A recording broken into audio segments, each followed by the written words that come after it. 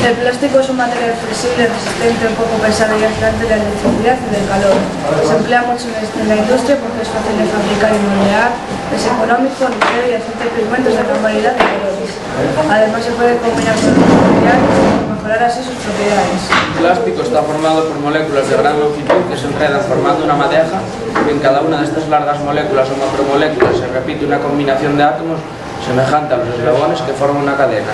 Cada unidad que se repite se llama monómero y la unión de muchos se llama polímero. Los monómeros están constituidos por átomos de carbono e hidrógeno.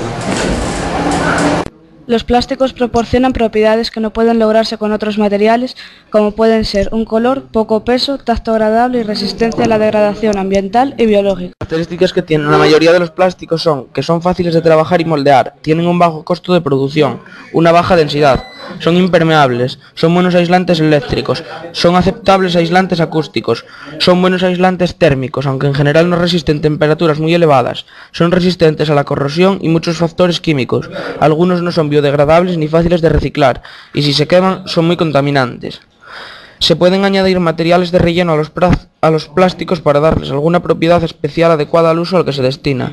Se conocen como aditivos, y algunos ejemplos son: harina de madera, se añade a las resinas fenólicas y mejora su resistencia. Alfa-celulosa, se añade a las resinas de urea, aumenta su dureza. Asbesto, hace menos combustible y más resistente a la temperatura a los plásticos y sufre calentamientos. La fibra de vidrio, incrementa la rigidez y la resistencia de moldeados plásticos grandes, como carrocerías de automóvil. Durante el proceso de elaboración de los plásticos es necesario el uso de aditivos para solventar dificultades.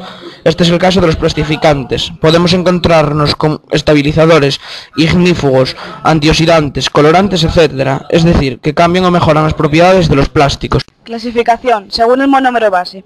En esta clasificación se considera el origen del monómero, del cual parte la producción del polímero, y nos encontramos con plásticos naturales y sintéticos. Naturales. Son los polímeros cuyos monómeros son derivados de productos de origen natural como la celulosa y el caucho. Derivados de la celulosa son el celuloide y el celofán, entre otros, y derivados del caucho son la goma y la ebonita. Sintéticos. Son aquellos que tienen origen en productos elaborados por el hombre, principalmente elaborados del petróleo. Un ejemplo de esto son las bolsas de polietileno. Según su comportamiento frente al calor, pueden ser termoplásticos o termoestables.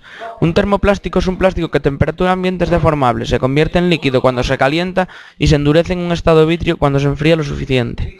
La mayoría son polímeros de alto peso molecular que poseen cadenas asociadas por medio de las fuerzas de Van der Waals, fuerzas, interacciones dipolo-dipolo y enlace de hidrógeno, o incluso anillos aromáticos apilados. Los polímeros termoplásticos se diferencian de los termoestables en que siempre pueden recalentarse para formar otros objetos.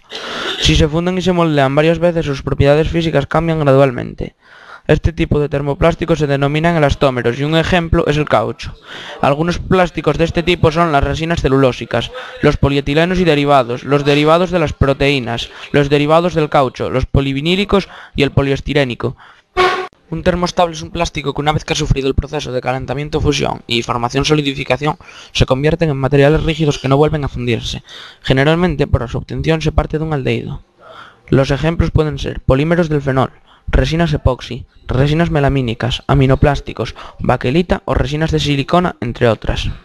Según su estructura molecular, elastómeros o cauchos.